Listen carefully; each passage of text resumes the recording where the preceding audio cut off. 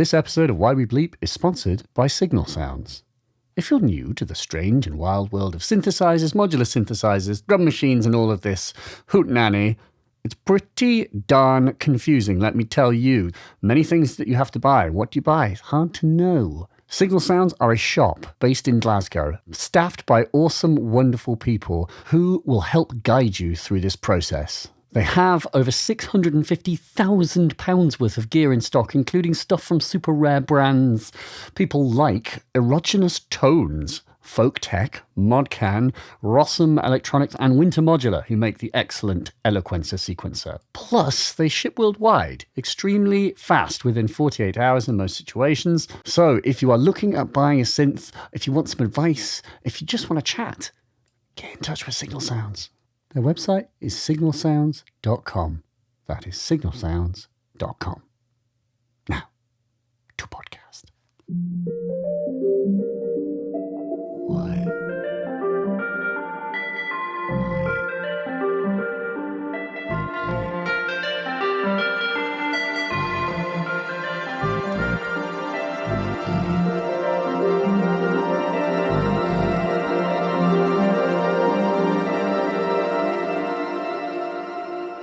Hi, chum.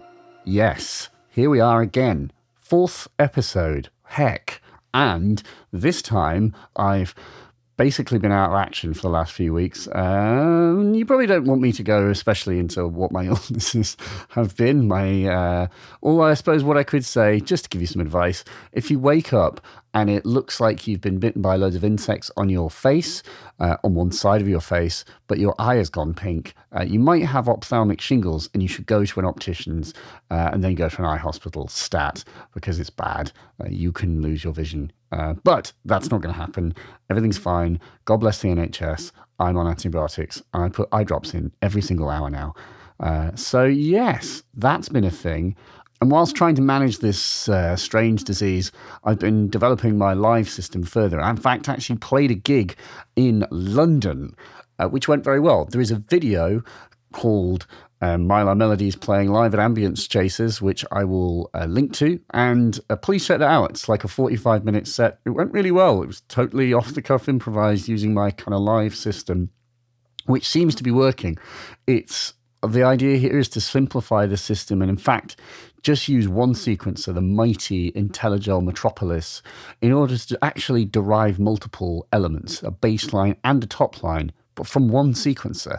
The trick is to obviously use different gate patterns and sort of gate pattern your elements differently. But by just using one sequencer, it's remarkable. You can get away with having a thing that sounds like two very independent voices, all just kind of counterpoint playing off of one another.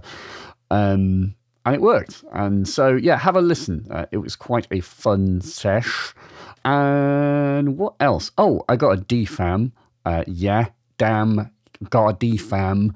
And there'll be a video where I'm jamming on the DFAM very soon, if not already. And my God, that's a fantastic device.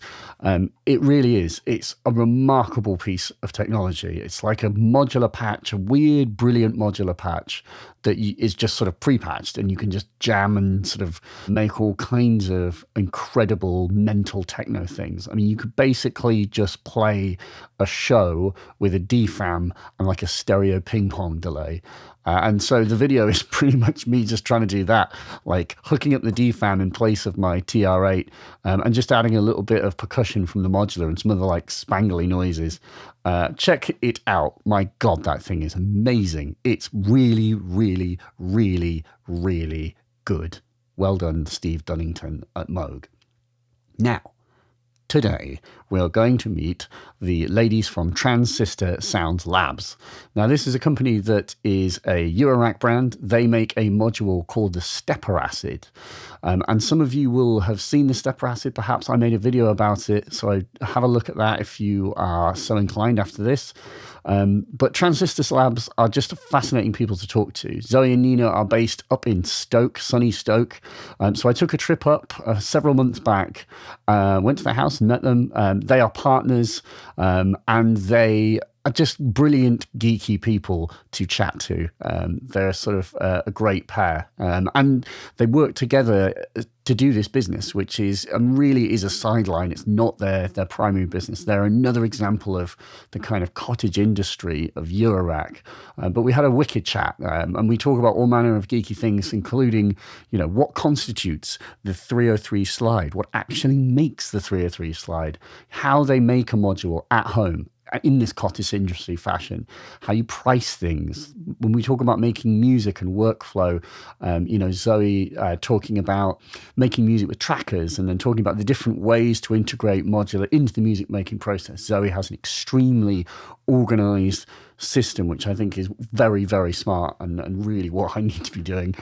And we talk about this and many other things. And also, a very important point is talking about the state of industry for women. This is such a critical point. And one of the things I was most keen to talk to them about, I want to address the balance of the fact that, as you may not have escaped your attention, that there's been a lot of blokes on this podcast, and that needs to change. So I'm very glad to have the opportunity to try and redress this balance somewhat and to talk about what we can do as blokes in the industry to try and make it a more welcoming environment. There are things that we do unconsciously, which I think is exclusionary, and we need to admit that and do something about it and be mindful of it, especially if you think it's not a problem, because I think it is a problem, and it's going to take conscious effort to try and redress this balance and improve it and make this a more welcoming environment. So let's talk about that and all other manner of nerdery now with Transistor Sound Labs. Thanks.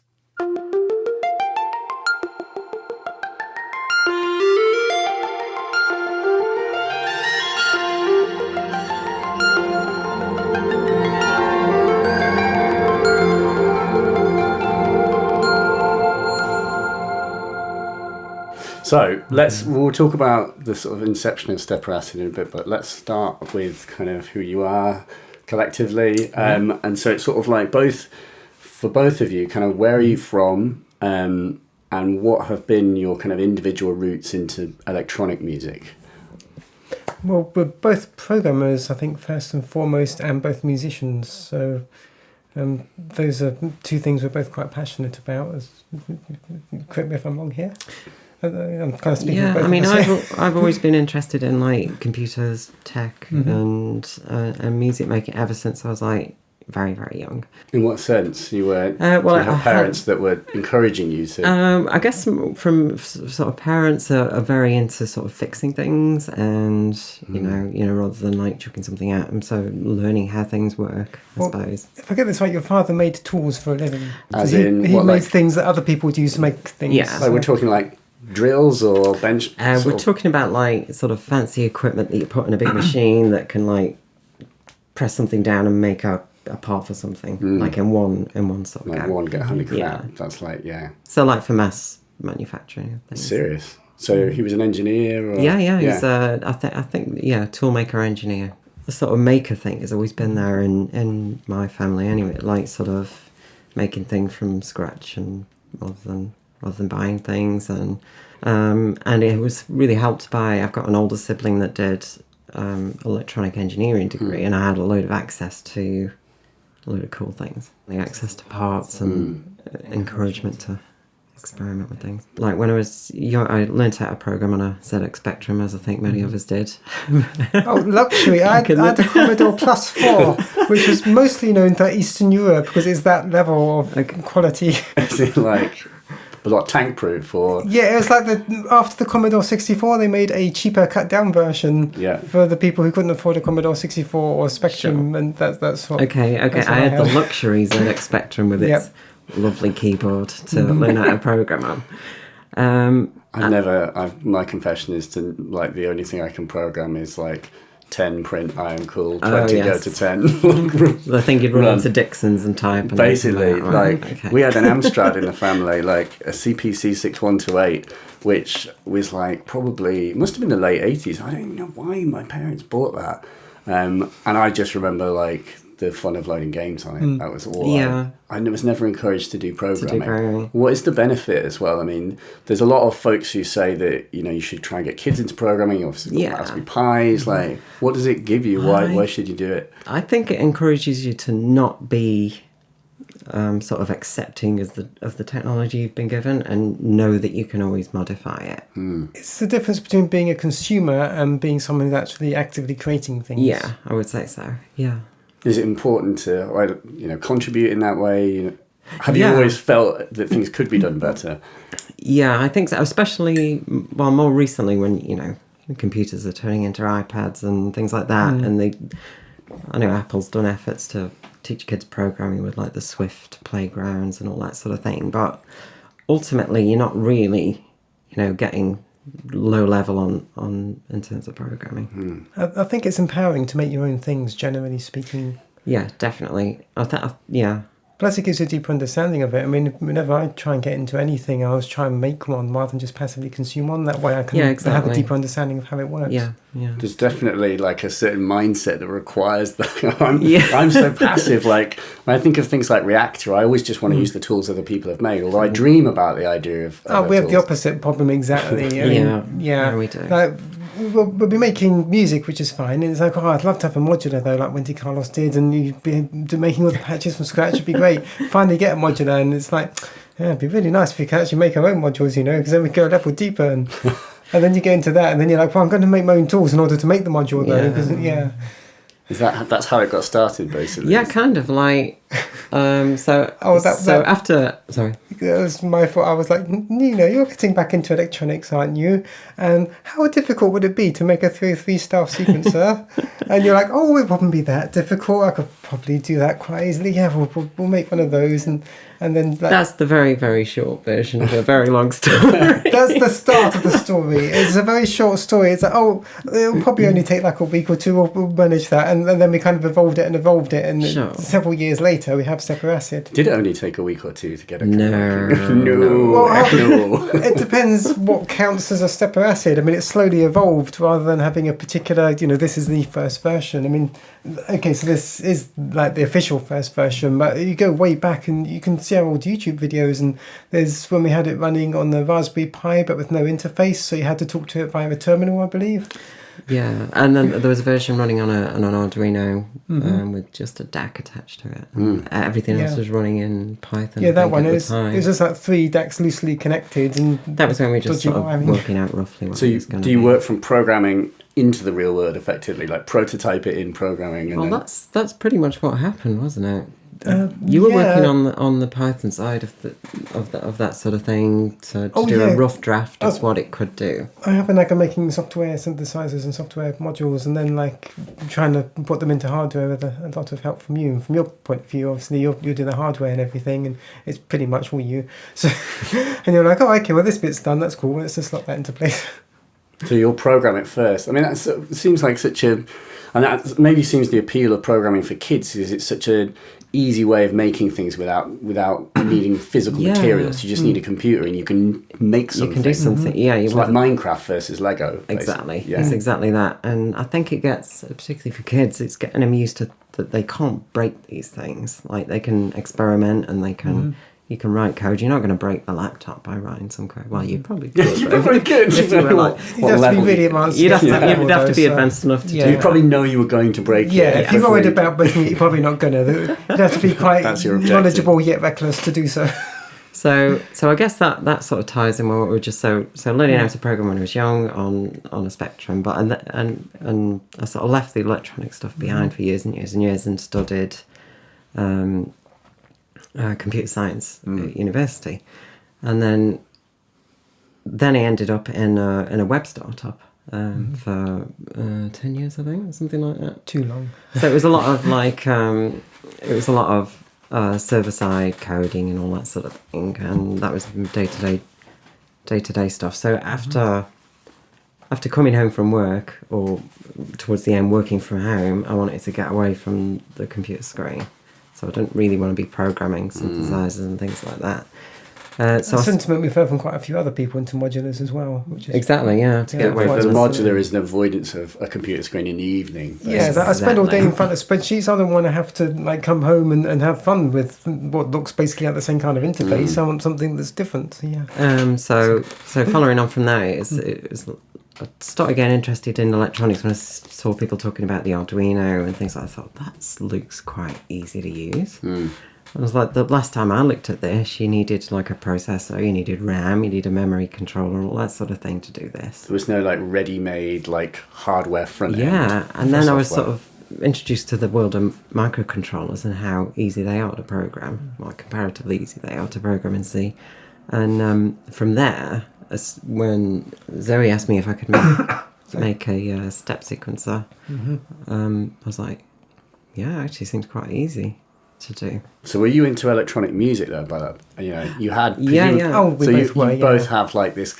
We Yeah. both made music before all Right. of this. Yeah, I mean, you made music on your Yamaha PSS. So Yeah, that's going back Sick. a bit. Yes, yeah. I could do- Actually, wait a minute. No, some of the PSSs are like 2-operator FM synths. yeah, that's one. Yeah, I had sick. a PSS 680, I believe, or I had a 640. PSS 140. They're like, yeah, they're badass. Like, and they've got some of them have got MIDI out as well. Or Yeah, MIDI this in, one maybe. had MIDI out and through. Yeah, good. it was quite a good little. So how are you? What was your setup? Was it literally just It that? was Or was literally just that and a. it a quadriverb or something? Just making No, like I didn't epic eat or nothing techno even stuff. like that. No, it was like that and a borrowed cassette recorder, basically. Yeah. That was my beginnings of making music. Whereas mine was tracking in DOS, I see. That's which is like that's Amiga awesome. music in DOS. Yeah.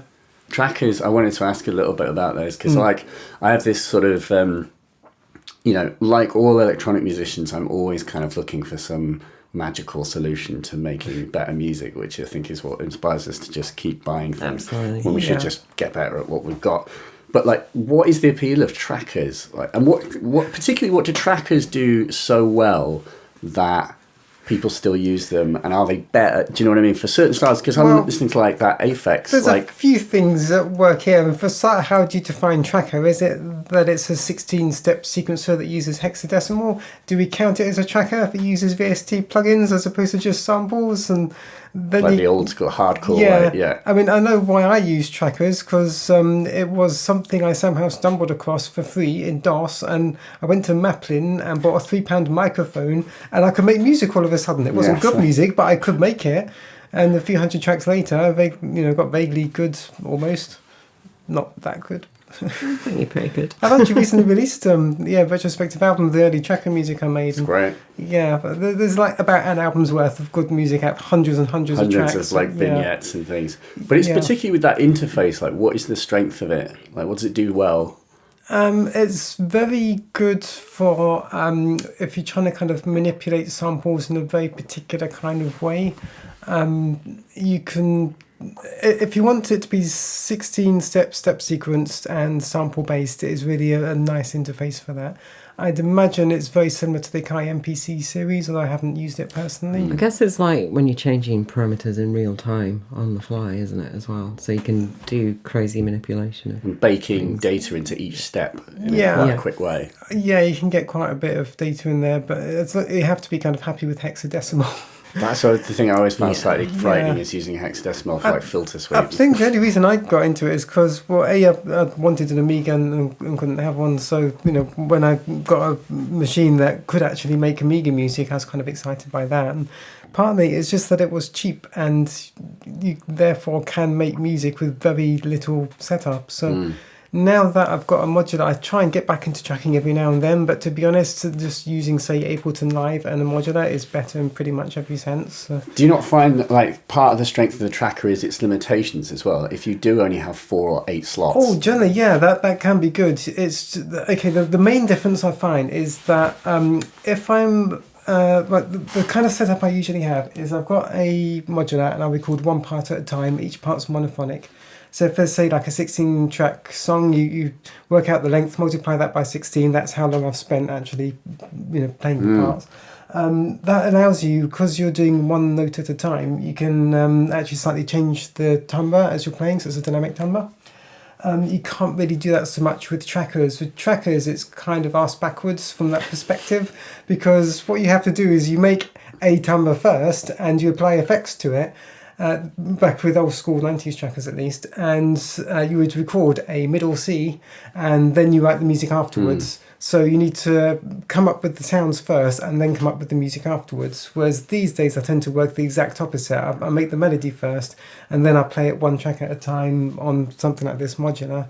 I still think it's a good idea to like separate processes though, like the sound design from the music making. That's the problem. I find that helps because so many people have this problem of like, okay, I'm going to make a song today, and then like 6 hours later they're like, I've made like the perfect kick drum, but that's not a song. Especially with modulars as well, just uniquely. I strangely enough though, like my major issue with making music is not being able to finish things. Yeah.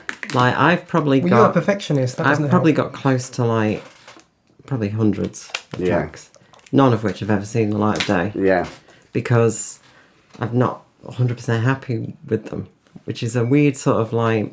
Also, what percentage of finished? That's another thing. That's the thing. What is a finished What is a finished track? That is also a question. So I like even recently, like one of the nice things I've done with the modular stuff is I'll be messing about with something. I'll think, oh, that's a really good basis to begin something with, and I'll sample that into Ableton Live, and then start mucking about with it, and then you got something going. But by the time I've sort of like, I think this is really good, I'm starting to get bored with it.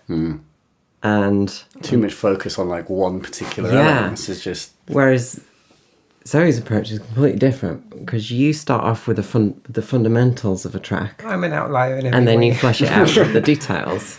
Basically, I write a chip tune, and if it sounds good with just like sine waves or just triangle waves, then I know that, okay, the tune's quite solid.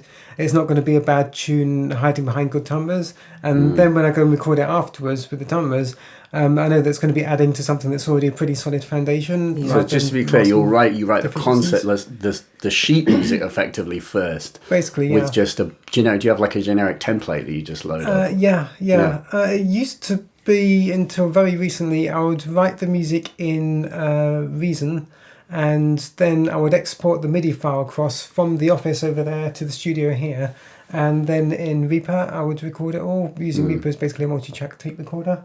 Whereas recently I'm trying to make the switch to Ableton Live for the whole process, just using one program for both, which makes sense. But I'm still trying to segregate the process, even if it is just the one program. I think that's what I don't do, and I think what so many of us do need to do. Although, so much of music, electronic music, is the sound is the music, but it's just this. It's hard to separate. And it is also the inherent danger of going down that garden path and then just being like, do you know what? I am just like enjoying good sounds. Like it could be any melody, and it would sort of work. Yeah, like a 101 through a quadriverb or something. It's just like it's just going to sound good no matter what. Just going back to the quadriverb a second. This does tie into something else you mentioned earlier about how we try and have this kind of quick fix thing that never ends up working for me.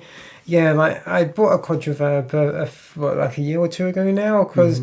It was used by Aphex Twin, it was used by Ortega, and I like those groups, so, the guy and the two other guys. The guy and the guys, yeah. So it's like, okay, I get a quadriverb, I have that early sound, and, it doesn't sound that different from the plugins, so I just used the plugins and ended up selling it again. Yeah. I also bought a quadriverb for that precise reason. Guess how many tunes I've used it on?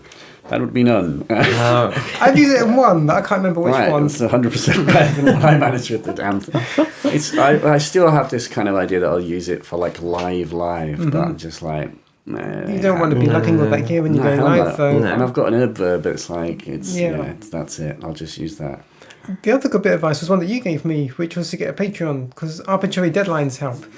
Now I have to make a track a month. It's good that I've seen that. Like, this is not the best month for that, I'll be honest, because it's almost the end of the month now, and I've got to finish it quickly. Well, I also have to do a video by the end of the month. I'm waiting on parts to arrive to finish it.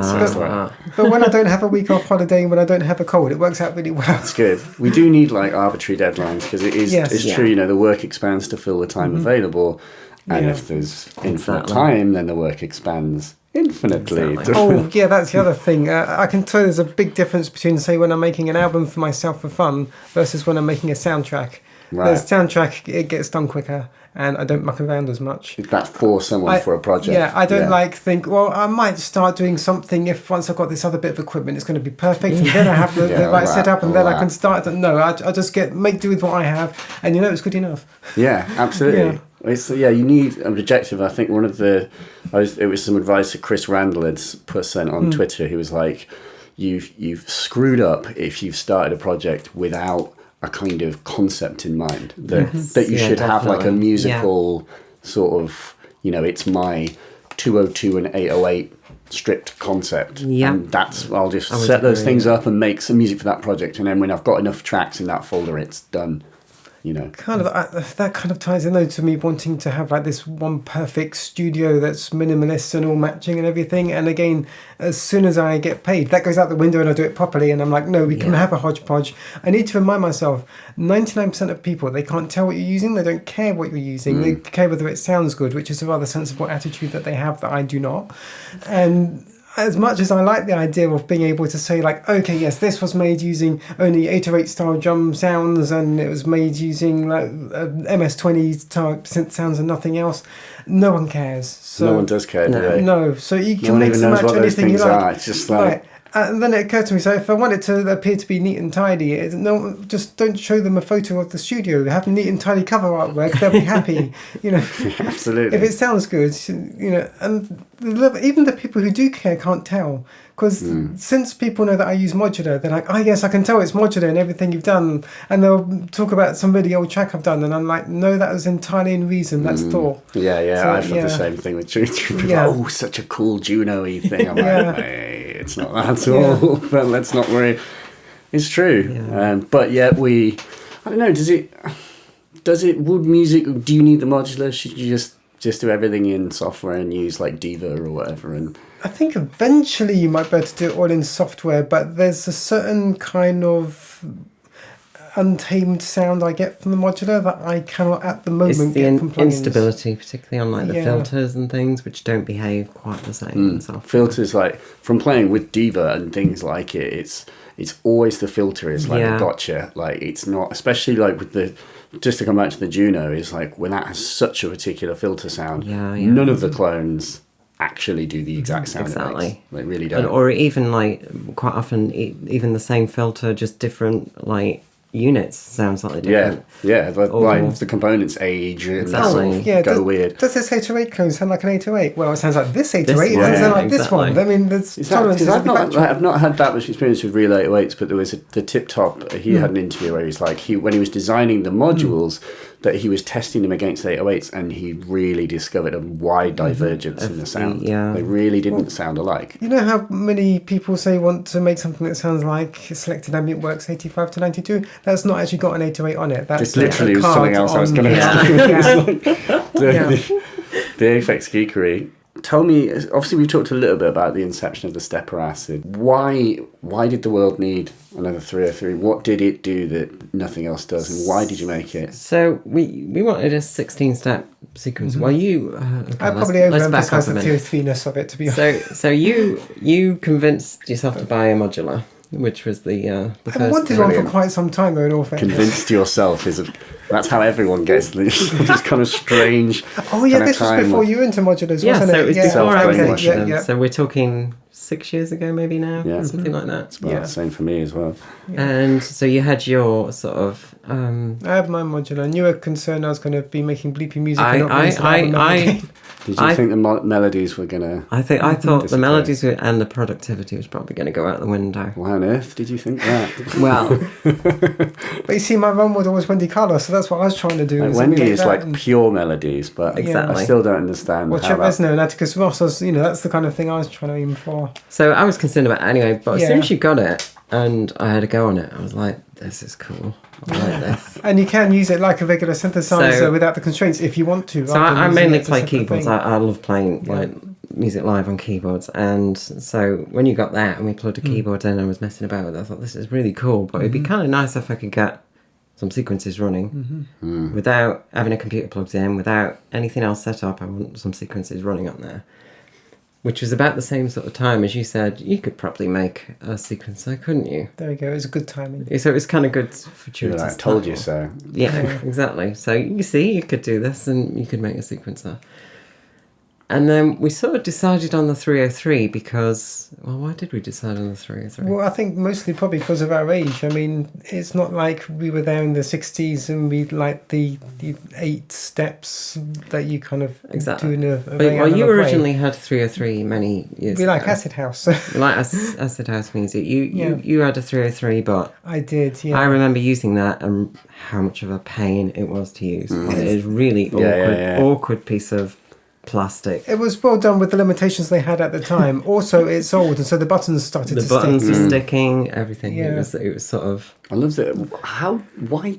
I mean, I should put my hands up and say I don't know how to program a 303, like many don't. But do you know how to program it? And why was it designed the way it was designed? What was their logic? I had one in something like the late 90s, early zeros. Yeah. It's something like you tell it where the rhythm first, like Where the which of the notes notes, go, which yeah. of the rests, and then in the second pass you tell it what the notes are, the actual Oh pitches, my God. Well, and then you can play it. Yeah, then you can hear it. What was the theory behind that? Well, originally it was not meant to be like an acid house machine. Of course, was no, it was meant to the be bass line. a background. According to the press releases, the advertising for it, this would emulate having a friend with a bass guitar. The 606 simulated having a friend Your with drummer. a drum kit, and you could practice playing the guitar to these two, I'd and love it would to. sound just like a rock band. I would love to hear that music, Yeah. that practice, that session. That must have been the marketing department, because the people making it must have known they were Yeah. making something that was really quite good, but nothing at all like what they were What they were advertising it asking, as. Do you think they actually ended up pushing a squelch when they were testing it and sort of kind of liking Should you it? think so, mate? Possibly. You must have. I mean, I don't know. how could you resist not Well, exactly. And if you're QAing something, you've got to just try and break Try and it. break This is it, yeah. another thing where there's this talk about the kind of Chicago acid house sound, and it could only have come from the Motor Factory, but then they found out there's that Indian composer who beat to it. Yeah, Don't turn yeah. 18 raggers to a disco beat or whatever. Think, yeah, exactly. I think when it Whatever it comes is. to these kinds of tools, particularly with synthesizers, the particular tools you're using influence the music so much that I think if you have a 303 and some spare time, you're inherently going to make acid music. It's just going to happen because that's what naturally comes out of it.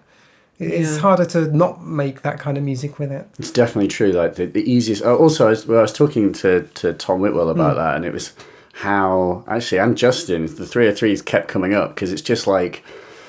My thought, it was like, isn't it interesting to think how the people who would be acquiring 303s almost certainly were not acquiring the manuals with them. Like, there was no way the manual would have survived the transition, even though I'm sure as soon as you start programming, you were like, don't lose the manual. Yeah, exactly. But Before you can download a PDF as well. exactly, so, but you couldn't do that in 1989. So No. it's like, what would you do? You probably wouldn't write to Roland. So the style of music was born out of an idiot, a sort of a non-understanding of how quite it works. possibly. A lot of it is a kind of layperson's, like someone who can make good music and they've got access to technology that's, to be honest, it's the equipment that other people didn't want to buy. They were using like hand-me-downs and leftovers. Because that's what they could afford. Yeah, the like thing using a is- tracker right. is like, that's what I had. Right, It's- exactly the same, yeah. Because with the 303, it was advertised as like this bass guitar thing sounding nothing like it, and you couldn't get rid of them. You just couldn't give them away. Yeah, they were like And- 89 quid or Right, whatever. and then these good musicians started using them, and then they became fashionable because they used it. Yeah. And this happens time and again. Same with the quadriverb. I mean, that was the poor person's lexicon. Yeah. So, yeah. So yeah, the 303. So we wanted to make a 303 style sequencer. Yeah. I But wanted sliding, and nothing. we wanted none of the MIDI CD converters only wanted sliding. because the slide of That the one does. 303 is I was a going to little ask bit you weird. about that slide as well. What is the 303 slide? The 303 slide is a very simple important circuit. topics that we can It's put super to rest. simple. Oh yeah. It's I think it's a 220 nanofarad capacitor Yeah. acting as a slew limiter Okay. for when the slide goes on, and there's they use an analog switch to turn it on and off digitally, and that's basically it. So you run are you running the steps through a capacitor and then... Yeah. I don't understand how components work. So it's just... So what happens with the capacitor basically stops the DC instantaneously changing. So if it's going from like a... It slows down the signal, yeah. It slows down the rate of... So you've got like, if it starts at 1 volt and it's the next note is 2 volts, like an octave higher or something like that, and the slider's on, that capacitor has a charge curve. And that is what you're hearing when it slides. That particular curve. That particular curve. Is that going to vary? To the right note. Will it vary from manufacturer to manufacturer, though? Like the discharge curve of a capacitor, is that not inherent to the model? I don't know how much you'd actually hear, but in theory, like different... Obviously, there are tolerances on different components, so it will have an effect on it. But probably not one you'd hear. But the weird thing is with it is this: you got multiple notes sliding in a row, because what the 303 does is leaves that capacitor there, right, in circuit, as it were, without the analog switch turning it off, and so you get this weird sort of thing where it's kind of fighting to reach the note. Like an averaging out. Yeah. Almost, where everything's turning into just one continuum. If you're doing it in software, it's basically averaging the last few things it was, yeah. Which on an original 303, obviously it's a fixed slide. So it'll only... Doesn't matter how far you're trying to slide, you've got to wait for that capacitor to reach the right level. So what we did on ours is that I added in made it variable, so that if you're trying to make a big jump with a slide... And you change it, and you can basically change it from 0 to long enough to cover everything. So if you're trying to do like the full 5-octave jump, you can turn that right down, and it will sort of zip right down.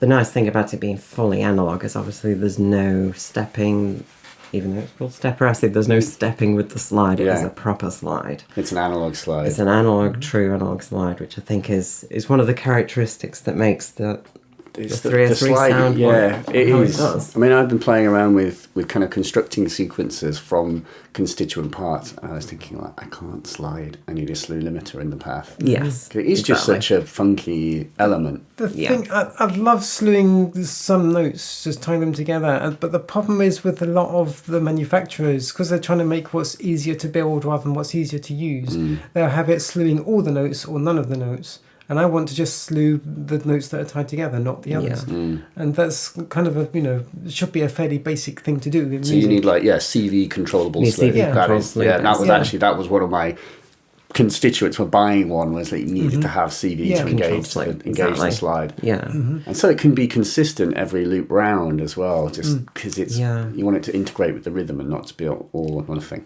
So obviously the slide was a good thing. We wanted to get that perfect. We love that sound and all that sort of thing. But we hate how the 303 was originally programmed. It's like, I find that, like, if you're trying to do something creative, it just completely knocks me completely out of the mindset. Yeah.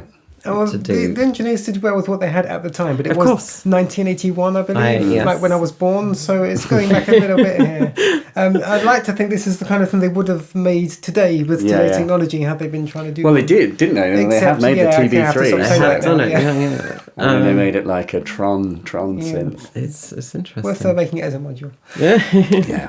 Geared towards live use. So we had a first prototype that didn't have a panel or anything like that. After iterating a few times, and I was playing with it, and I started to get the feel of how I wanted it to work. So I wanted notes to roll in if you held them down, and I wanted to be able to catch notes. So if you hold a note down, I wanted it to fill up the steps. I didn't want a continuous note. And I think that's kind of key to getting a quick sort of acid line. That's one of the things I like about it, that you can just sort of go on the stab your fingers on the thing, and it listens to everything. It is always recording. You can play it while it's stopped, and you actually hear it while you're playing it, which you can't do with the 303. And when it's playing, you can play it all in live. I always thought it was quite good as a kind of like almost master keyboard for your synth, that you can just kind of preview things. And then there was detach mode, which I think was difficult for you to explain to me, because that was the other thing. So it's easier to just demo it than it is to explain it. Well. So live playing, I should probably explain what that is. So you can put in the notes live, play them, and they get recorded like And then if you're not, you can also like remove whether the gate's on for it, you know, and you can sort of get a feel for it as it's looping through. So yeah, so you can play the notes in live. You can do the slides wherever you want them live, which is I love doing that. And, you know, you get a feel for it. You want that slide there, and you can sort of get in the rhythm That in of it. live, yeah. And then once you got that up and running, you could save it. The great thing about the detached mode, I think, was one of the things I really liked was being able to edit a different pattern than the one that's playing. Yeah, that's when it really started getting together. You're like, hey, now we've got this detached mode. What if we could go Exactly. talk about and go to a different Exactly. pattern? Literally. So it was one of those things that was like, I wouldn't have known to that I wanted that if I didn't have a prototype in front of me. That's And I was interesting. playing with It's it. the kind of thing you couldn't dream up. Yeah. And like, Yeah. it's only when playing around, you're like, I want to do that. Yeah. It very much evolved in that sense. So I think we had less ambition when we started making it, but every time we reached our goal, we were like, oh, actually, now we've done that, let's just try a little bit more. And then I think the next step was we had a song mode. So, okay, we really should be able to daisy chain the patterns together because people are going to want to, and of course they are, that's a good idea. So we did that, and then it's like, well, now we've got detached, you've really got to be able to detach into the song, Into the song and back into the again. back and- yeah. So it's like It's just interesting that not everything can be worked out in software. That No. like, there's no I substitute think for you play need testing. exactly. Yeah. You need hands-on to figure out the limitations, and I think to figure out, you know, the what if we do type scenario. You have to be a musician as well Yeah, to exactly, that's the understand other that thing. there's just like that isn't a valid thing, Yeah. and to have things pointed out. Like I do wonder, like when you get manufacturers who aren't musicians, like how can they justify? I guess themselves? they how must- dare they? They must, yeah. How very dare they? They must like farm it out and get feedback from musicians. I guess. It's not the same though, is it? I don't know, because I mean, it's weird having the crossover because, you know, I'm thinking something musically and I'm thinking of how I can do that technically at the same time. So I would say that after we had the proof of concept done and I drew out the interface exactly as I wanted it. Well, almost exactly. It did change slightly. And then from then on, we were working out how can we build this thing so that this will be the interface for it. So we're sort of working the opposite way around. Just weren't going from features and then working out how would you control this. We wanted to know, we want this to be controlled like this. Now let's make it Design so the that interface for Yeah. that. Exactly. Yeah. Yeah, thinking from the customer's point of view outwards instead of Exactly. the manufacturer's point of view Which is outwards, something 'cause I we're also do the first customers. In my day We job, want I'm this. also often building like my day job. Oh yeah, this is a part-time gig incidentally. Yeah, just to be clear, this does not pay the mortgage. This does not pay the mortgage. No. In my day job, I build a lot of systems that need like computer interfaces, and there are lots of like conventions, and there's the principle of don't make me think, which is a book, I think. Yes, there's a good book about web design, yes. Which is about web design specifically. But Don't it's make about- me think that's a good way of thinking. Yeah. So Right. somebody looking at it shouldn't have to think for longer than X amount of time before they've figured out how to use it. Right. So one of the first things we threw out on the interface was no shift. We do not want a shift button on the interface. To change the state of the buttons so Exactly. they do something. Because that's an anyway that's on. extra cognitive thing you've got to be thinking about. No on the menu front panel. diving. Like, No menu you can diving. have a display, you can have any display you want, Yeah. but you cannot have menus. diving. You can't be going like, okay, I want to go into this part of this here, and then you have to like get a pen and paper and map Basically, out. what it you can't looks like. hide Yeah. functions behind Exactly. and to the sides. Right, Exactly. you need to be able to go, where do I, what do I want to do? I want to do this, where's that feature? It's here, and muscle memory kicks in. Yeah. And that's sort of in keeping for us with the whole modular ethos that everything is hands-on. I mean, if things are buried behind menus, then it's lost a bit of that immediacy that makes the modular Absolutely. stuff so Well, good. it's that is the thing, and I'm so again citing other people I talked to, but that was something that Justin from Abstract Data said that he was like, I've said this myself. I didn't get into modular to use things with screens. Exactly. That's literally the opposite reason I got into it, which is partly true, and also I think it's fine for things to have screens in a way, like like the monome teletype and stuff is actually really Yeah. fascinating Yeah, because it's a very limited screen, and it's allowing you to just explore programming and programming-based concepts Yes. in a new environment and in a very hard way.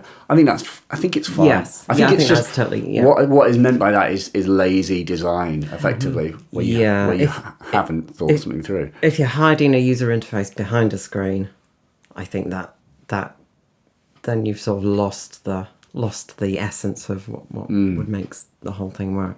So I reached this point where with the prototypes where I couldn't do the full front panel on a breadboard, and I started doing it on like you sort of normal strip board or variaboards, and again it was getting too complicated to wire up. There was just too many connections. So that was the point I learned how to do PCB CAD design. It's not a quick thing to learn. Just to be clear here, so at this stage, were you aware that you were making a commercial product as well? It was literally, at this point, I still was just aware. I kept on trying to tell her. You were aware. When I this wasn't happened, aware. I we're was selling like, it. Nina, this isn't just for me. You do realise at this point, we can sell it to people and like, oh, maybe it's a DIY project. And eventually you're like, oh, it's all Surface Man. They're probably not going to be able to do that DIY. We'll It is a bit complicated to do. pre-made thing. I just made my first Surface Mount DIY module. Wow. Hey. No bots, like Unity Mix. But I would not want to do that on a large scale. No. No. So We've got a toaster oven. it's a reflow oven Nice. in the garage for Did you make? Are you actually? But it's an popular? Argos toaster oven. That's Do you wait? So you actually you're making the PCBs yourself, or do you currently now have a company doing it? no, this is all hand assembled. Holy crap! the PCBs themselves are made in China, but the actual putting all the components on them is You all done by literally Nina put in them this on house. and then toast So them. I Or literally literally Bake them in the oven. take each board, set it up ready in a sort of production line sort of state. So you get a laser stencil, which is just like a very thin piece of stainless steel with some apertures in it for all the S&D pads. That goes over the top of the board, and you then get a squeegee and some solder paste, and you squeegee it over the top. I see, and that puts paste Then onto you've got them. perfect, it's amazing how well it comes out actually. Perfectly placed and correct amount of solder paste everywhere. And then you literally take tweezers and place every part one at a time. Don't breathe. It takes a while. Also, this is yet another thing Justin had told me is that at one point he has consumed a Surface Mount part. Have you eaten a part? I did. I haven't eaten one. I did find one in my hair that fell out at an inopportune time. I think I've had them in your hands before. Yeah. It's electronics. So I don't know where that came. I must have floated up somehow. Oh god, and the chads end up throughout the house as well. Like in the lounge, there's chads. In the office, there's chads. Oh, we'll come on to that later. Okay. I don't know what a Chad is. Is that Oh, like we get a hole punch. It's the little holes. the holes? That's Yeah. what they're called. I know. they're called They're called chads. chads. Yeah. Chads. So so solder paste goes on. You tweeze every part onto there, and then it goes into the reflow oven, which is a modified. So it's like it's kitted out with all. Are you serious? This literally is an Argos toaster. It's a premium Argos. You splashed out. You're like, this is a commercial product, so we need to go. It's got a thermostat in there, so it's regulating the temperature. It's not just a thermostat; it's a whole. It's got a thermal burn your house profile. down. Yeah, The it's kind of got main thing. I'm amazed you didn't make that yourself. it's got a proper thermal profile control, so the exact curve that you need for a solder paste is in there, is programmed in, and it basically regulates the temperature. So it's exactly. But you built this. You made the other. It was no, I bought appropriate. it. Okay, I bought yeah, it. I did think about. I wouldn't put building it past her. It's just like things that get really hot that are just. But it works. Out of the hundreds and hundreds that have been through that oven, to date, I think there have been one, maybe two that needed a tiny bit of touch up with the hot air gun. It works amazingly well. Yeah. Like it's. So you put them in, it bakes them, and it basically liquefies the solder in them, and they're Exactly. stuck and ready to go. You have built quite a lot, by the way. Like the thing that puts in the hex nuts. Oh yeah, there's like a 3D. That has to be done by. Yeah, that's all. Oh, you built a tool. you Oh, you 3D printed a tool. yeah. tool for Yes, that. Yeah, that's good. there's little things like that. So that's all the SMD stuff. Always a level deeper. And basically, to give you an idea of how long that takes, that's like the stepper acid is 2 boards because we wanted to make life difficult. Apparently, Because it makes it more stable. it does. It makes it. The timing is. This better. thing's really stable. This thing could be on playing, and like you could disconnect the 2 boards from one another, so the interface isn't talking to the sequencer anymore. Connect them back together again, And it'll and it'll go, it will not miss a beat. It'll really? play throughout. I was going to say, well, I thought Don't you meant bake it. physically stable, because I would like to posit that stepper acid was one of the easiest modules I ever photographed. because it can prop that itself too. up. It can rub itself. Yeah, yeah. We That's did quite a nice that's design nice. feature, That's actually. So SMD stuff. So it's 2 boards, and we tend to build them in batches of 25, which is a common number. You probably hear that people build. I don't know Boutique that. modules Yeah, and- it's why 25 is the magic number. Is it just It's a nice round number. I don't know. It just seems to work out that way. It's just sort like of strange. the golden ratio of cost effectiveness? So manually placing the SMD parts takes. I can do one set of the boards. I can do 25 of them in a very long day.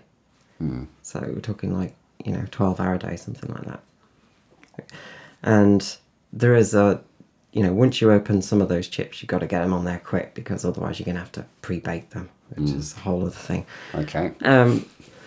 So you can do 25 of those in a day, 25 of the other board in another day, and then basically a whole week doing through-hole soldering. Holy crap.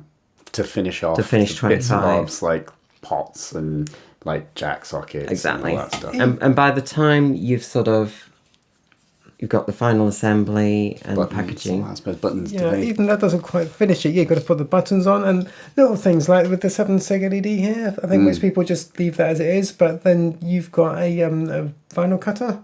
Oh, And yeah. you put a little perforate screen and over fold the these thing. things. The Yeah, thing, put a little yeah. screen over it. So you can't prod it. Same You thing. get dust in it, I not suppose, this if one, you but didn't. Some of them it has. Yeah. That's right, Yeah, too. it's little things. Yeah. We're talking 2 solid weeks to make 25 of them, Yeah. something like And that. yet you sell them for £295 a piece. I know, it's a bit of a... I keep telling her that too. I'm like, we We were You talking think about it's it up for before you this came or over. It's like the price.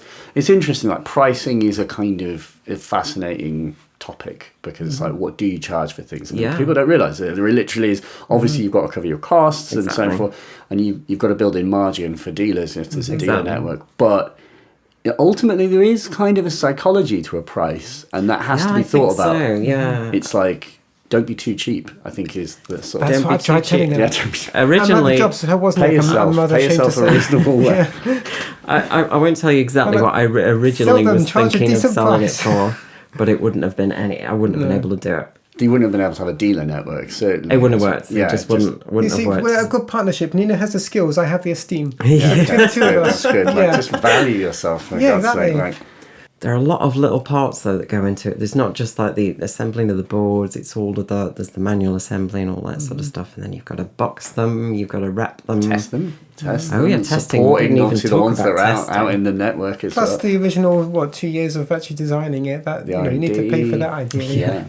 I think the original I actually got hold of was built up stock to, I think it was 50. I did originally before we said it was available.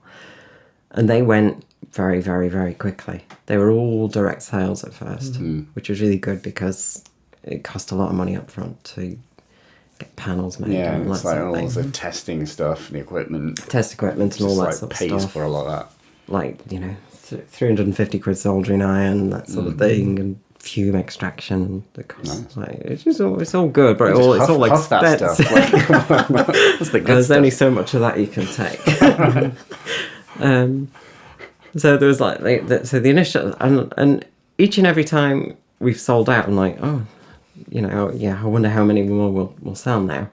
And then sure enough, the orders just still keep coming in. It hasn't let up in the entire since we started making them. So It's amazing. It's really good. So what's next? what's next?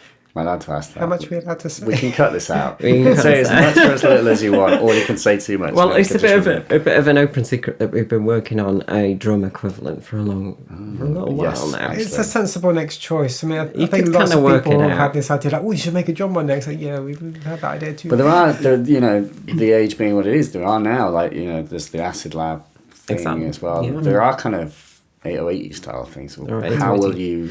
How what do you will see you perceive as differentiate problems? I mean, you don't have to say too much, but it's just like, what problems are there to be solved? What problems? I guess the main thing we want to solve is the immediacy of getting something in, like the speed at which you can get a drum loop or an acid loop in is key. I think Do you mean, therefore, not doing anything one by one? maybe. Something I basically, from my own point, and this is just like, I'll just say things and you can see if you agree with them. Okay. But I've mentioned this to you, I think, is, I want things that have kind of Euclidean seeding of patterns to be an option and to blend them with manual patterns. Okay. I'd like to be able That's to say, interesting. I always want the clap on like the 2 and the 4, but my hats, like I'm pretty much up for your whatever suggestions you want, machine. So Do that. give me some Yeah. dials to let me. I think there's yet to be a good drum sequencer, especially like a commercially available drum. There aren't, as far as I'm aware, commercially available drum machines that have the kind of like mutable instruments called grids methodology built in. I know what you mean. I don't know. Personally, I'm a lot more like BT as a musician. I'm happy these other things exist, but I think BT says something like, I treat my modular like a coffee maker, you know? If I press the button, I 100% definitely want a coffee right now, you know? They want something else. Yeah, I know what notes I want. Let me enter them as easily as possible, you know? See, I get that. Well, for my part, I'm like, I always want my modular to inspire me. Yes. And so I actually do, I want it to give me a little bit more than what I put in. Yeah. I Do can you know? see that, yeah. Well, that's kind of But within reason. within reason, exactly. I want to be able So- to stop that happening. One of the things that we wanted to encourage with the stepper acid was like things that happen by accident, because of the live looping of it and all that sort of thing. You can, as you were saying earlier, you can just sort of bang notes in and something will sound good, as long as the notes are reasonably To a scale. in key or scale. Yeah. Something good will come out of it, and I guess from that sort of point of view, that's kind of different to when, say, in say software, you're trying to do step sequencing, you're dragging notes on. Doesn't have the same feel about it for me, and I quite like the Literally. quite The little literally, mouse and and I don't feel as involved with it, and I feel a little bit sort of like detached from what it is that I'm trying to do. So the sort of drum sequence is going to follow in a similar vein. Particularly with modulars, and this is thinking more about like actual music making, is like what is your advice for productively evolving modulars? Obviously we talked a bit about process with user. I mean, it's like segregation helps. So there's also one or two things I could say if you're interested about why to use a modular. go on, yeah. Okay, right. Because part of what gives it its sound, the kind of music I make, which is again kind of idiosyncratic and weird, and I get it's not for everyone, but part of the sound is that I'm using a lot of dope for modules here, partly for variety and partly because they're cheap and they kind of sound a bit cheap. I remember there's in our I dream think Dover stuff sounds great. It's like it does sound great because it's cheap. The same way the SID chip and the C64 sounded great. Okay, the way the human ear works, we like a bit of imperfection. Yes. This is what makes it better than software, in effect, Because it's inconsistent. is that it's a bit cheap and nasty and rough around the edges, which we kind of touched upon a bit.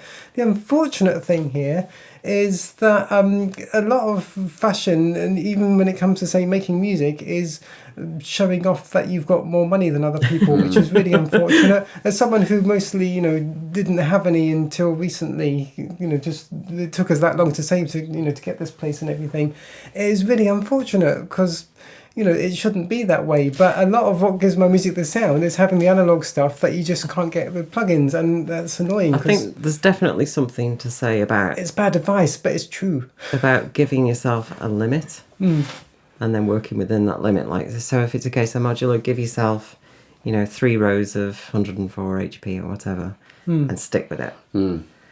Don't think that Also, make stuff now. Don't wait until the Don't next wait thing you to- bought. Yeah, don't wait until you've So got don't that wait till module you- to use it. Exactly. So get a nice setup. Swap things in and out, but don't let the whole thing grow out of all control. Well, I guess it's like, if you have a limited space, then it kind of forces you to solve problems Exactly. more efficiently. And you're you've not got- really solving problems by just buying more stuff. Exactly. I'm finally at the point where I don't really buy modules to see what I can do with them. I notice, I need to be able to do this and cannot with my current setup. Yeah. Therefore, I will buy Therefore, this. I need that specific thing. Yeah, I think that helps. Plus, a lot of the time, it turns out I don't need that specific thing if I just think a bit more laterally, which is what modulars are all about. So your sort of workflow is to do your sort of chip tune thing first, and then you add the timbres later. Very much so, yeah. The way I like to work, and I think is the way a lot of people do it, is they'll tinker with the modular for a bit. I'll come up with some interesting sounds. They'll get them recorded in. I think some people just leave recorders running constantly as they're messing about, and then they'll go through after and find the bits that. It's always hard that to are know when you're interesting. about to do something amazing. Yeah, exactly.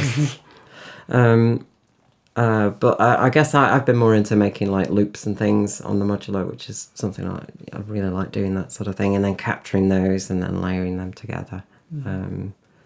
Yeah. There's no right or wrong answers. It's what works best for each Yeah. person. I mean, Yeah. we have very different do, workflows, but they're both good, and we can still collaborate. Yeah, it's interesting. It's just like I do find I just go down rabbit holes sometimes. Depending on, it's particularly if I'm trying to involve the computer and like what I should really be doing.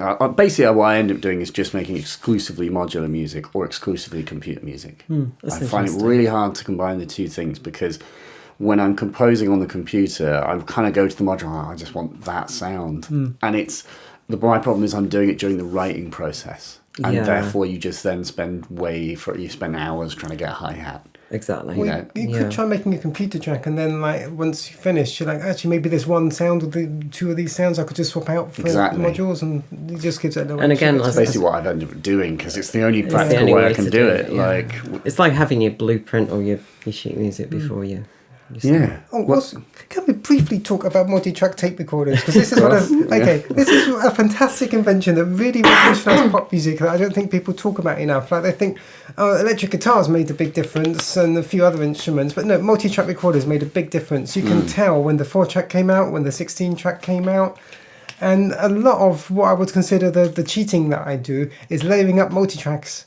Do you mean just making things sound bigger with multiple iterations? Yeah, very much so. I mean, as far as I'm concerned, I have the best monosynth or a terrible polysynth. But it's a monosynth, fine. But if I want to have a chord, I just record a note, then go back, record the next note, go back, record the next note. It's a fantastic sounding synthesizer for that. You can modify like the filters on each of those as well. Yeah, which is kind of and interesting. you can do a whole bunch of things. You can blend, say you want a really nice kick drum, and it's got to have, say, a snare drum. It's got to have the snare part, which is the actual metal dangly bits on the snare drum, and then you've got the drum part, the actual, body, the membrane. Say you can't do that in one patch, you haven't got enough modules. Well, you could do it in 2 patches and then multi-track them together. Don't just go and buy more modules. Just bloody layer and layer. If you want a hand clap sound, you just have a bit of white noise, bandpass filtered, and a decay for the VCA. Very simple. It's the sound of about 3 or 4 of those. You have to do like multiple quick successions, don't you? Or you could just do one multi-track and just copy and paste it 3 or 4 times and slightly offset them. Exact same result. Yeah, well, exactly. But there is something nice in the like each of those. Everyone has a different sound. Actually, no, you do need to record them separately rather than copying and pasting. Otherwise, you get the phase cancellations. I found that out the hard way. But but the point is, you can just have one decay, one VCA, one white noise generator, one bandpass filter. You don't need 3 or 4. You can just multi-track it. I did discover, I was reading the Gordon Reed article, Synth Secrets one, and there was one about hi-hats. I love those. Yeah, I mean, it's incredible. It's just like, my God, you've forgotten more than I will ever know. But there's this thing on hi-hats where it was using I forget the exact... The square wave generators. FMing basically like FMing square waves with square waves. It's discordant mess, then you high-pass filter it. Yeah, I never get that to work though. Well, I actually did, basically I was playing around and it wasn't quite working, and then suddenly it suddenly made the exact sound of the hats in the Yamaha VSS 200 keyboard. Nice. That's like the sort of cheesy hats. Obviously that's how they're derived because it's the same. It must be that. Well, that's meant to be how the 808 hats are done. And there's a Dope for module, which is just the 6 square waves that are discordant. But I can never high-pass filter them. Maybe I'm doing it... Clearly I am doing it wrong, but I'm not sure in what way I'm doing it wrong. I just use white noise. I do love reading through Dope Fir's website where it says that I was reading about the random voltage generator, and it was like da-da-da-da-da, and this cannot be realized with other modules.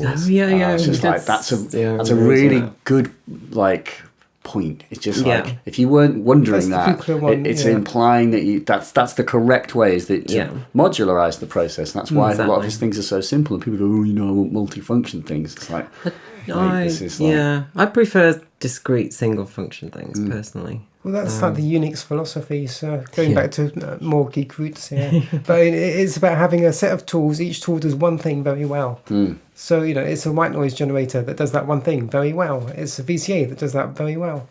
Oh, that's another thing about the whole analog sound. A lot of it is if you're not necessarily knowing how to use it properly. When I first started making this music, it sounded really kind of broken and wrong. One thing I didn't realise it was like an acoustic instrument in that you have to tune it. So my first Well, you album's have to worth, the sort of- modular stuff was out of tune. Yeah. It was in like, F sharp and a half major.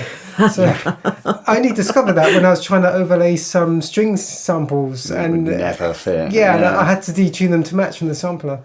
Another thing is with the VCAs, I think at first I didn't know what the gain one does, and it's just how open it is all the time. I didn't realise that, so I was like, well, I don't know Always what it have does. it up I a want to little have it bit. fully closed. Yeah. Yeah, I exactly. always want a bit of that, Yeah, surely. exactly. bit, yeah. And then people complimented me and like, oh yeah, like I got a bit of discordant noise at the beginning. It's like, yeah.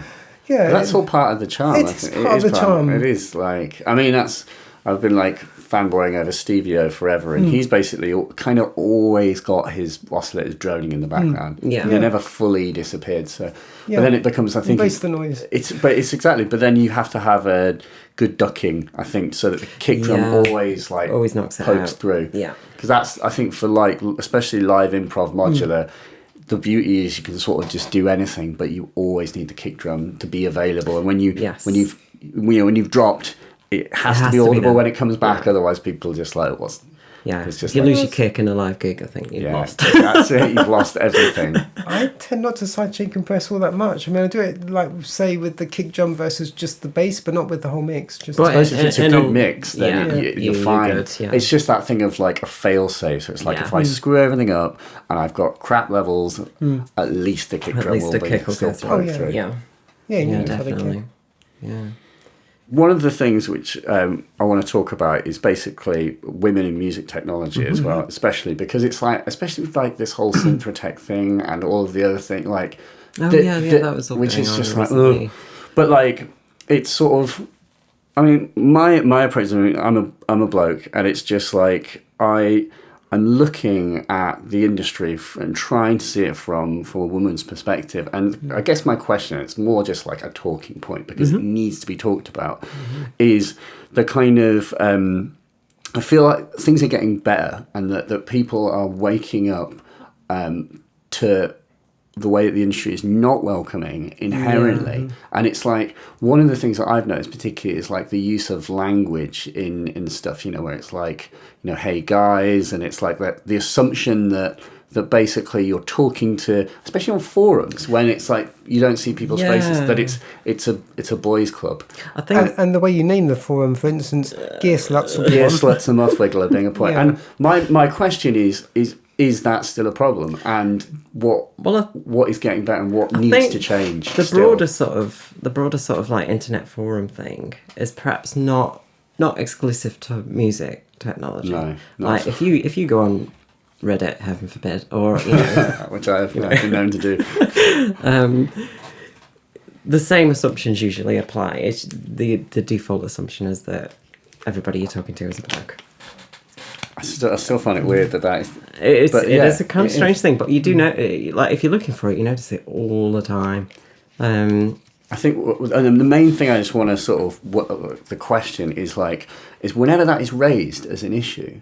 Yeah. But there's usually always there'll be a bloke who comes on and goes, "This is not an issue." Like There's also but girls are thicker skin than this. But there's also always that one guy inevitably who will say, "Oh, women biologically just aren't into this because of bio-truths." That's And it's like, no, women are put off by this for this exact kind of reason. This is an example of how you're putting women off right now. How can you not see that?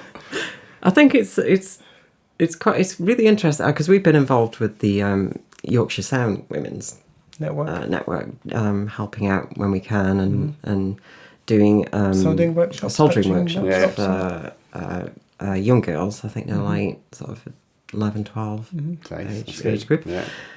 And the fascinating thing about having done those is that, okay, they're nervous about, they're handling hot things when they begin, but how quickly they feel like they've accomplished something. And they're using these sort of, grown-up tools to build something. And when it works, it's you can just see that, like, the look, they get a look on their face that they've like, I can't believe I've just done this sort of thing. And that should be, to me, that should be normal. That should be, It shouldn't be exceptional. It shouldn't be It exceptional. shouldn't need to be remarked on. Even. Exactly. It shouldn't even be remarked on. Which is, I know this is the irony of me bringing this up, is we shouldn't even need to talk about this. In an ideal world, you wouldn't be having this conversation. Exactly. And the weird thing about this is you can almost can't have this conversation without somebody piping up and saying you don't need to have it, which is I'm sure it'll be in the comment section of this video. Which is usually a bloke saying it, which is Yeah. and my default standpoint with this. Well, they're the ones who can't see it. Like, as a white person, I don't notice racism that much because it doesn't affect me. It's like you just cannot understand this problem if you are a bloke, and it's you just with the best will in the world. You have to you take just women's word shut for it your that it is a real goddamn thing. mouth. Yeah. Just fucking listen. Yeah. It's definitely being involved with that, the Yorkshire Women's Sound Network, it's been really interesting. I mean, there is no gender to being interested in technology. Exactly. If you let me digress for a second. Okay. Feedback loops. Okay. So say like you've got a tape delay and you're recording something and you feed it back in, and if you amplify it, then it gets louder with each version until it's too loud and you've got to turn that down. Thank you very much. Oh, my little ears. Right. You get exactly the same thing with, say, sexism. If something is like, say, 60% boys, 40% girls do it, then it's going to be advertised as exclusive to boys because that's a slightly bigger market to go after. The advertisers will act as if girls just inherently do not like this at all, which is exactly what happened in, I think, 1983 with computers. Up until that point, programming was seen as women's work. Right. Because it was typing. It's an intellectual, non-muscly requiring type thing. It's something that was just seen. Okay, women do the typing. Women do all the secretarial work. Programming is making a list of tasks to do. Interesting. It evolved from the loom. Same with editing as well. When editing first came out, it was seen as sewing. So there's a lot of female editors like Verna Fields and stuff. Right. So computers were exactly the same until around about the 80s. Home computers come out and they're marketed. All of a sudden, now they're marketed to boys. Now it's seen as something that boys are into and girls aren't. Why wouldn't it just then be marketed to girls? And then you just see women in computer science as completely it dropped off. At the same time. As a result, most likely, Well, the thing is, right, what then happened is, say you're trying to learn computer science at college or university, it's assumed that you've already studied it at home on your own time, which if it's been marketed to you and to your parents that it's something that you're going to be interested in, it will have been, otherwise it won't. That's interesting. Yeah, it's like the industry itself. It's mad how it's and how, obviously it makes a huge difference. Well, we're susceptible to how we're marketed to. We're at the point where I think there's probably more trans women than cis women into computers because it's just marketed that much towards parents who think they have boys. The women like it. It's just they don't get the opportunity to learn that if people realise that they're girls at that age, and then they just don't they deny them that opportunity to learn on such a thing to begin with, which is a shame because programming is when you've got a thing and you can get it to do your bidding, and it's such an empowering thing.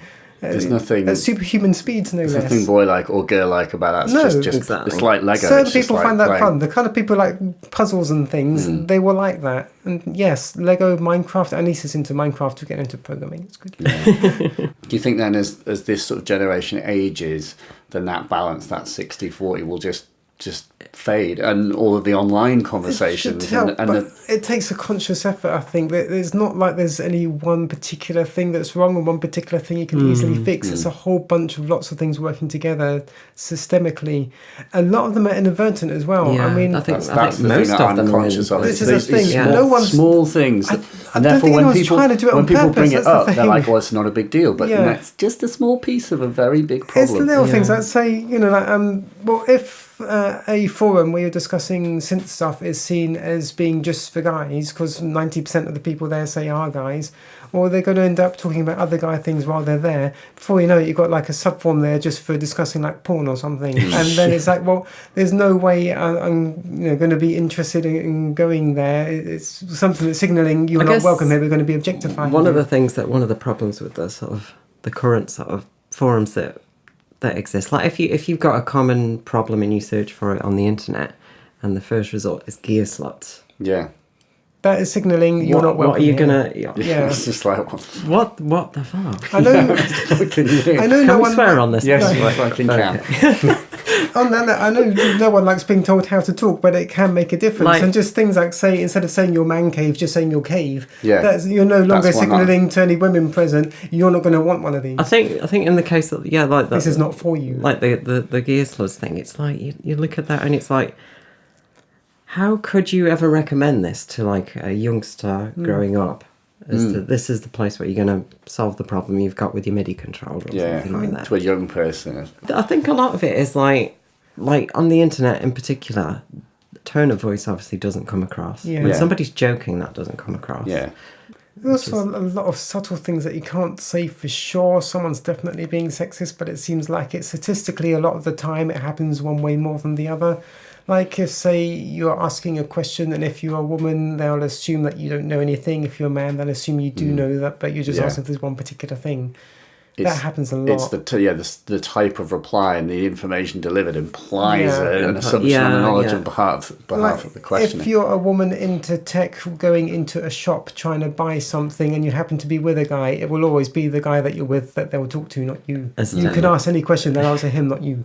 Incidentally, that's weird. I've gotten into arguments with the staff in PC World. Oh, about how much RAM you needed to do. Oh yeah, it was something random. Like, we can but get it out was the like, calculator if you want. oh, you need this. No, I don't. I know exactly what I need. Yeah. It's Is like, this the why solution? are You you need this assuming much I wouldn't RAM know? for it. It's like, no, I can do the maths if you want. Is this by this refresh rate? It was a while ago. Yeah. Yeah. So it was like, But it's that assumption. It's like the same way that if you phone, like, well, I've like been next to the person receiving this, where like the phone call comes in and it's like, oh, I need help with this product, and it's a lady that's answering it, so they go, no, I need to speak to someone about it. It's like, no, I can answer that question. It's Yeah. like, Yeah. oh, I thought you were the yeah, receptionist. exactly. It's like literally, It's similar to When like companies hire booth babes, it doesn't help. yeah, that's it. So in my day job, I tend to, I'm contracted out quite a bit, so I tend not to see like the end client face to face quite often. But sometimes I am pulled in as like a, to talk tech in a meeting sort of thing.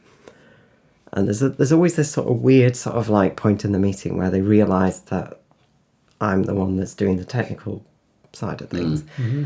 And you can see the look on their face change. It's like the assumptions are just like, it's bizarre. Like they're going through this like, wait, what?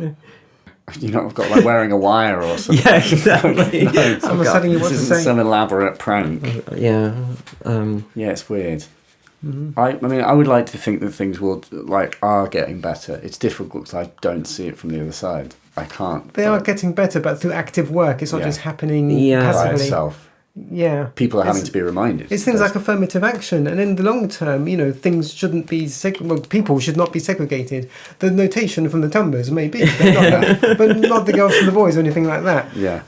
But in the meantime, you need a bit of teaching girls soldering, for instance, just to counteract how much boys are told from day one, oh, you should do this, you'll like this, and girls are told, oh, this isn't for you. So you play with this, you play with that. yeah, exactly. Yeah. One of the interesting things is that we've gone from having all this like music making hardware and all that sort of thing, and everything's moved more and more and more to software, and more everything in the box, everything hiding inside a laptop. And things have become like impenetrable. Like at least for me, I feel like weirdly detached when I'm making music on a computer, which I have to have a MIDI keyboard to play things in. I can't drag notes on a Yeah. It's got to be. I've got to do it. I can't bring myself to do it any other way. I'm the opposite. You're the opposite, but you're a strange case. I'm strange enough. So, but what's weird is like things have started going a little bit the other way because people are presumably finding the same thing, and there's more and more like elaborate live performance controllers and things like that coming out, and like the companies are desperate to suggest new ways to interact with a piece of software. Exactly, new ways to interact with software. And I think the whole sort of modular synth and Eurorack thing is probably born out of not wanting to use a computer to do everything. It's fascinating because it's taken things in like different experimental directions, people doing modules that do things you'd never even think of doing in any other way. Yeah, I suppose also that it couldn't be justified as commercial products on any other platform. Like Exactly. they couldn't almost be standalone products. Exactly. Because they'd be too it just wouldn't make financial sense to make These them. things are so niche as well that it's almost can only exist in small It's an manufacturing international communities. cottage industry. Yeah, it's Yeah. an international cottage industry. It That's is. exactly where it is. Yeah, yeah. Because apart from Roland, I think has dabbled in it, but even then they sort of farmed it out to somebody else. I guess maybe Waldorf is the biggest one I can think of. That's Like, like big manufacturers coming. Yeah, I suppose. Actually making them themselves Yeah, as yeah. well. I think most of these things are made. I had the Waldorf. I reviewed the NW1. Oh, did you? Gave it the worst review of anything Oh. I've ever reviewed. Oh dear. It basically didn't work properly. Oh, And it was no. sent for review, which is really, really bad. Oh, what a bad unit? Or... No. It just wasn't ready for review. Like, literally, the Oh, software wasn't right, ready. right. I managed to crash the unit, which I've never managed with any Oh no. any product I've ever Yeah. played with. I managed to crash Oh, it, dear. which is never great in when you're on record, basically. But it found it kind of hilarious how there's like all these niche industry products, like the Yeah. Stepper, which I've also reviewed, and it's like Thank you for that, worked, by the worked perfectly, but the big company's product did not. I don't That's know what curious. that says. I did make sure it worked before I sent it. We did have, If only Waldorf had done the same thing. we did Seems have obvious. many long nights for that as well. You know. Yeah. I think it's going. It's a cottage. Who knows how long it'll last? Whether it'll continue to sort of evolve, or whether It's too big to go away, surely now. Well, we used to have this model of the music industry where most people, going way back, used to have people would have a piano and gather around the piano and play music. Then the recorded music came along, so we had the record industry, and a few people would be musicians, and most people would just passively consume it again, much like iPads and things. They're just not creating stuff; they're just passively consuming it. Now, thanks to everyone having, say, a laptop with some software on, everyone can make their own music if they're so inclined, and that's great. It really democratizes it. Pretty much, at least in developed countries, pretty much anyone can make fantastic sounding music using software, which is nice. But that means all the people, let's say, who want to stand out from that. That's, I think, to a large extent why they're going into analog, because again, it is one of those things where it kind of proves that this is your passion, this is your single-minded obsession, this is something you're going to be spending all your spare income on to just get something that's a little bit different, that differentiates different, yourself. But the financial commitment is almost Yeah. a demonstration of your commitment to music. yeah. I think to a large extent, that's why analog modulars are coming into fashion, because it's just something that you can't do with plugins, and pretty much the only thing you can't do with plugins. Well, even though there is now this VCV rack, and there's like the soft tube modular as well. The soft tube one. Yeah, how's going to do a lot of these things sound? I mean, I use that for I've like used my the outboard reactor stuff, blocks. Yeah, That's, I've not tried anything that I've tried, and I've only tried that VCV rack thing briefly. But the key point with it is running Olivier's code Yeah. for like clouds and for elements and things like that. That's It really just is interesting. the software running on a Yeah. computer. So I mean, in the case of something like clouds, I mean, apart from like you might have a difference on the DA conversion, but the actual the rest of it's essence pretty much. of it should be there. Yeah, it's shouldn't just it? it is just a piece of Maybe software. the CV control and things like that. But I think we may get into things like filters, and I've not compared them, but Yeah. I still I'm sort curious. of like some Luddite. Yeah. I still feel like filters are not right. At It's what not point? I'm curious as to what I point it's do gonna be love crazy about enough. like Eurorack filters is like we were saying earlier, the instability of them, and if you can catch them at the right point, and then they sometimes kind of go off the rails a little Yeah, bit, like and it's the like, oh Wasp my is god, like that's that. nice. Oh, the Wasp. Yeah. I love the sounds Wasp. It's fantastic. cheap, it's tiny, it's multi-mode, it's versatile, and it sounds nasty in Yeah. a really good way. Just get That's yourself- the good kind of cheap I've been talking about, yeah. Absolutely. Because it sounds like this untamed beast that you're just trying to kind of control, but you can't control it. It's got a mind of its own. You're right in the bear. No software will sound like a Wasp as No. well. Like it's just too weird. I think. Theoretically, it might be possible one day, but we're nowhere near there yet, as Yeah. far as I can tell. So And it would be like for the sheer amount of work for one person to do it, Yeah. to make a thing that costs £60. Exactly. That's sort of that's the beauty the thing. of I it. mean, you might be able to kind of fake it in a way that, at the moment, if you can do it already, is an arduous task. There's someone who did like an analog style series on like a Nintendo DS using Amazing. the The DS10. using the Korg one. It's Yeah, great. I've used that. I really like it. It's a nice series of EPs, and it's kind of hard to tell, but I mean, it must have been a lot of hard work. Whereas if I make just a simple tune and then run it through this thing, it sounds like this wild, unkempt, untamed beast, and it just comes naturally. It's so easy to make it sound like that. It's hard work to try and make plugins sound like that kind of have that raw energy, whereas with that it just happens anyway. Vibe. I do find with plugins I am constantly trying to make them sound more unstable, more sort of less clinical in there. Yeah, and that's that for me. That is that whole thing of when I go to a machine, I want more than what I put in. And there's definitely something to said for a sound that sounds like it's teetering on the edge of going wrong. Like that, there's something really nice about that, especially like in live gigs and things where things are going loud and it's like this whole thing sounds like it could go completely wrong at any minute, but it sounds fantastic. There's that one bit at the heart of it all where it sounds like it's slowing down, like it just can't, the sequencer can't quite keep up. Yeah, it's like fate tripping up the MIDI sequence. It's the same when people are singing in such a way they're almost shouting. It's like breaking their voices. People love that kind of sound of something. You're being so emotional. It's almost breaking the very tools that are making the music. You know. Interesting. Right.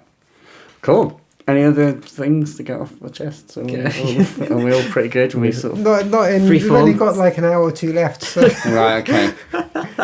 There's a lot of things I could talk about for far too long. Not going to talk about the Matrix. No, not on this occasion. Far too much of it. They should have had Switch. It would have been so good. Anyway. For Switch was going to be a different sex in real life as she was in the Matrix. Okay. You see. And how was that? Would have been really good, but they didn't do that in the end. At the very least, it's in Ready Player One, isn't it? Is it Ready Player One? Yes.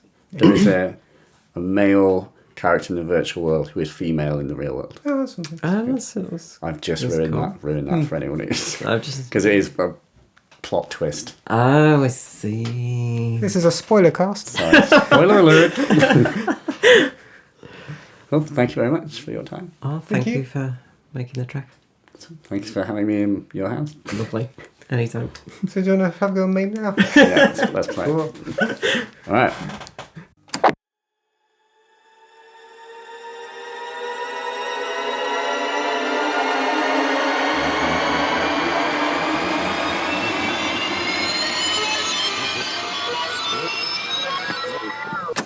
And there you have it. So this was our chat up in Stoke. It was actually a sunny day, which was remarkable and not what was expected at all. I sort of was left thinking that Stoke was actually quite pretty, which I don't know if is the consensus. Apologies if you're from Stoke. God, I'm sorry. So yes, I mean, there's loads to deconstruct there and there's a million little talking points and things, but I think kind of the main one, the one I want to sort of think about and try and work on is just being mindful of the ways that we are making this industry welcoming or not for women, basically, and it extends to all things. Even trivial stuff, just wording, the wording that we use when we write things, saying, hey guys, and things like this, those kinds of wordings just hint and they add up and compound to make it appear, if you were a woman, that this isn't necessarily for you. I think that's got to change. There was a really interesting thing. I think the point that what Zoe was saying about the way the technology or the way computing was marketed in the early 80s to boys, I think is just such a profound and significant point.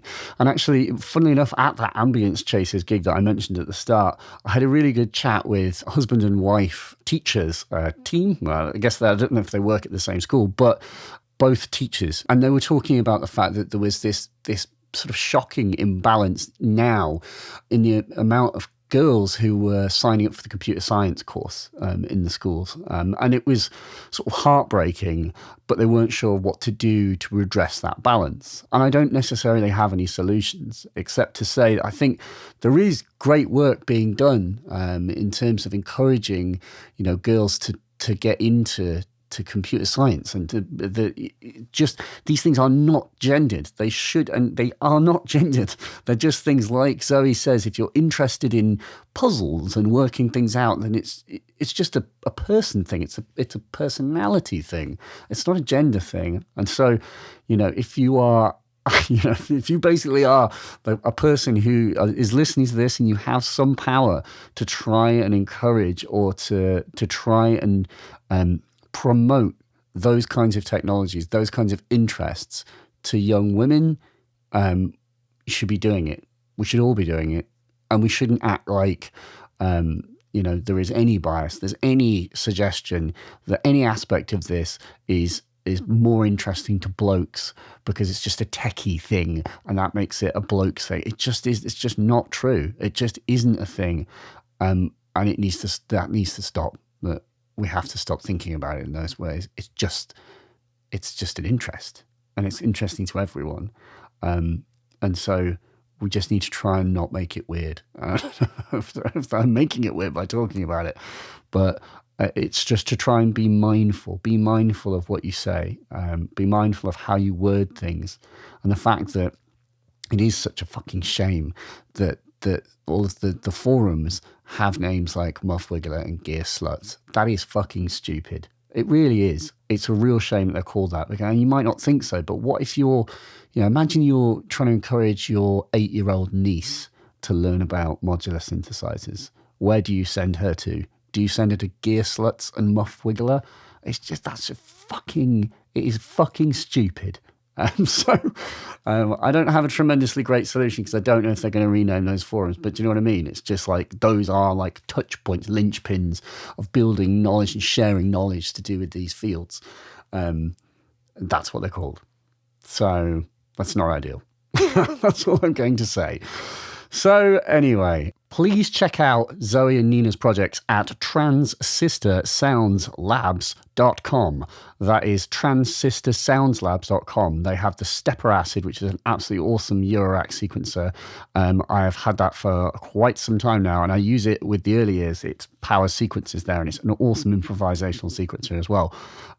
Check it out, and future modules that they're coming out with, transistorsoundslabs.com. And I want to thank our sponsors, Signal Sounds, again. Thank you, Signal Sounds. They are awesome people. If you're thinking about buying some modular gear, some synthy gear, some drum machines, any manner of thing, or you need some advice, call them up. They are awesome people, and browse their website at signalsounds.com. And so I shall see you next month, where we're going to be talking to someone called Olivier Gillet from Mutable Instruments, because I recorded a podcast with him earlier this month. So tune in for that. Thanks very much. Bye.